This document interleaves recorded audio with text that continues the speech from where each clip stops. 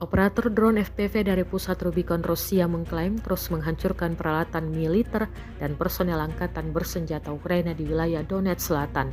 Rekaman momen serangannya diunggah di Telegram pada Rabu 12 Maret 2025. Dalam laporan tersebut dikatakan, serangkaian serangan presisi dilakukan dengan drone FPV yang menghantam kendaraan militer serta titik-titik kumpul pasukan Ukraina. Rekaman yang beredar menunjukkan serangan akurat yang menyebabkan kerusakan signifikan pada peralatan tempur Ukraina.